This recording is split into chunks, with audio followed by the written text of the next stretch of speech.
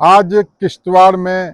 Power project पर काम करते वक्त एक और नौजवान की मौत हुई। काफ़ी दुख और सदमा है।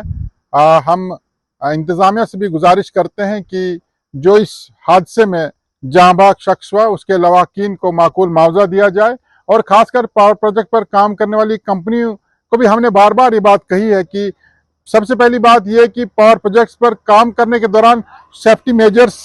का ध्यान नहीं रखा जाता। उसके बाद जब कोई हादसा होता है तो लोगों को मजबूरन सड़कों पर आना पड़ता है। उन्हें माकूल मुआवजे के लिए जो पैकेज कंपनी पहले से तैयार करती है, ऐसा कोई मैकेनिज्म नहीं है। हम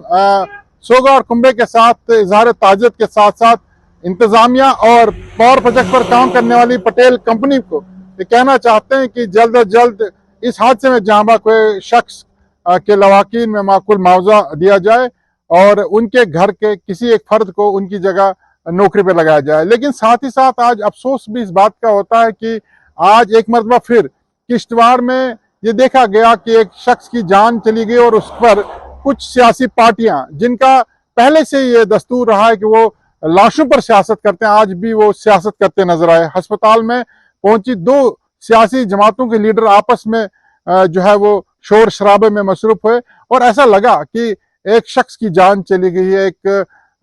कुंबा, एक घर उजड़ गया है। लेकिन आज भी हमारे कुछ सियासी लोग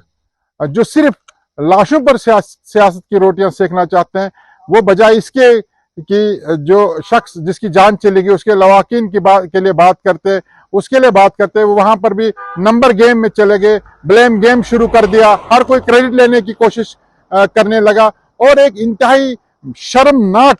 वाकया, शर्मनाक एपिसोड देखने को मिला जो इस वक्त सोशल मीडिया पर भी काफी वायरल हो रहा है कि किस तरीके से दो सियासी लोग जो इत्तेफाकन दोनों खवातीन हैं और दोनों ऐसी जमातों से ताल्लुक रखते हैं जो बरसर इक़्तिदार हैं। एक जमात यूटी में सरकार में और दूसरी जमात मरकज में सरकार में है, और दोनों जमातों के लीडर, दोनों जमातों के नुमाइंदे जिनके पास एक प्रोटोकॉल है, जो इस वक्त एक अहम कुर्सियों पर फाइज हैं, वो किस तरीके से छोटे बच्चों की तरह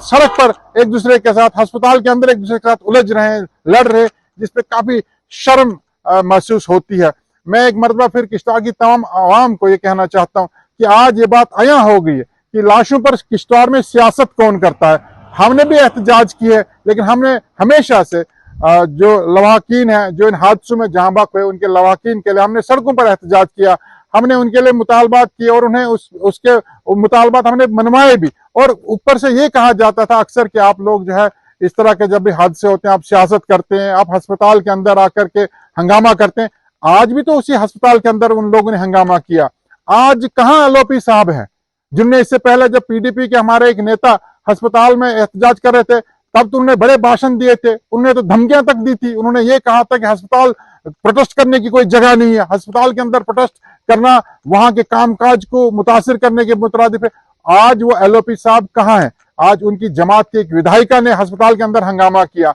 आज नेशनल कॉन्फ्रेंस जो वक्त यूटी में बरसे इक़्तिदार है, उनकी चेयरपर्सन, डीडीसी चेयरपर्सन अस्पताल के अंदर हंगामा करे। मैं चाहता हूं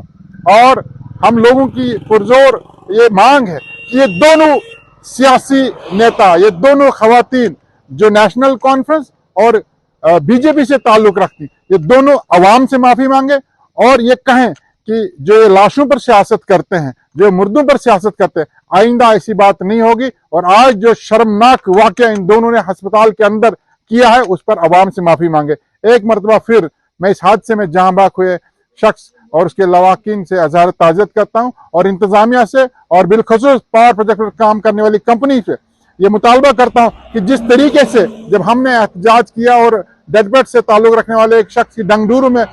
मौत हुई थी, जिस तरीके से उसे मुआवजा दिया गया या उसके घर के एक फर्द को नौकरी दी गई, उसी तर्ज पर जो है इस हादसे में भी जांबाज को एक शख्स के साथ इंसाफ किया जाए।